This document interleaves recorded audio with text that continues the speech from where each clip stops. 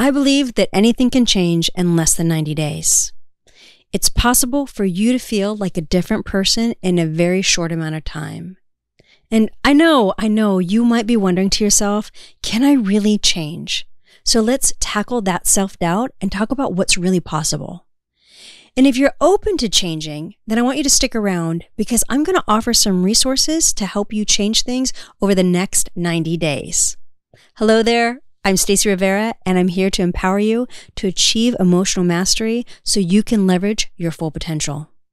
Back when I was much younger, I was really angry at the world, and I was struggling with depression. It felt like it would come on wave after relentless wave.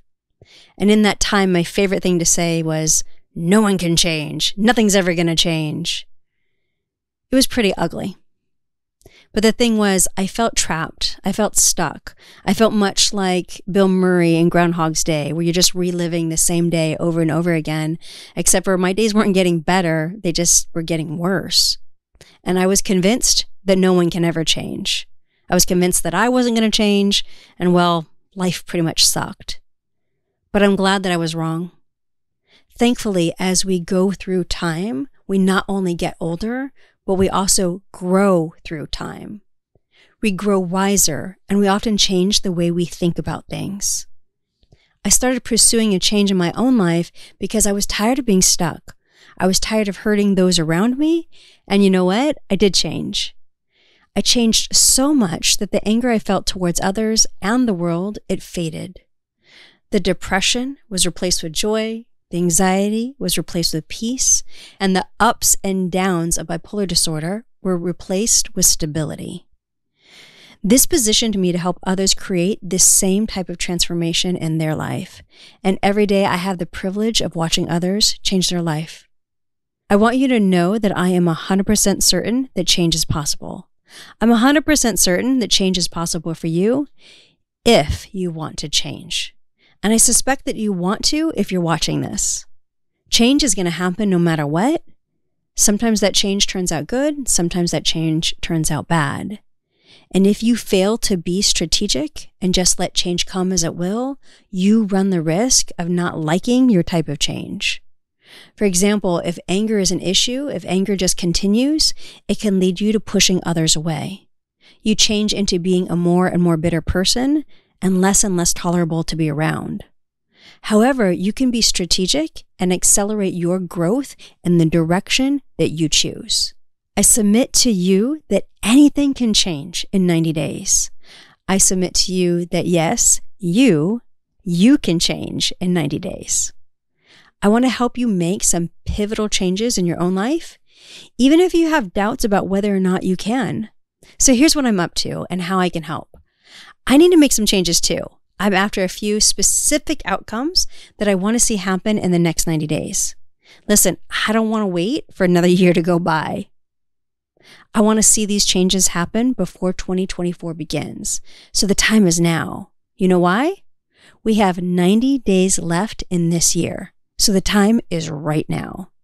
So if you're ready to make some changes, I'm going to ask you to hit that subscribe button so that you don't miss one episode of this video series.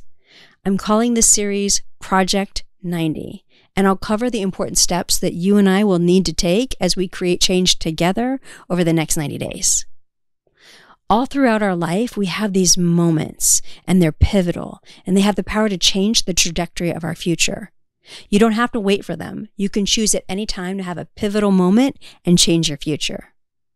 And I know with that, some of you are hitting the subscribe button. You're like, I am in. This is what I've been waiting for. This is the call I've been waiting for. And I'm glad that you're going to join me. So high five and let's go. But on the other hand, you might have some self-doubt that's creeping in right now. And this is the place where I could just say, you just have to kick fear in the face. And at times, that is exactly the answer that you need. But if you want to see something different over the course of the next 90 days, we want to avoid yet another false start. And so in order to help you reach your goals, we're going to need to address that self-doubt. So let's do that now. When I was younger, why did I feel like no one could change? I was staring at the times that I had failed. I was like every other 20-year-old with loads of self-defeating habits who mostly tried to force myself just to show more willpower. And then when that didn't work, I either took on more shame or I blamed it on the fact that change isn't possible.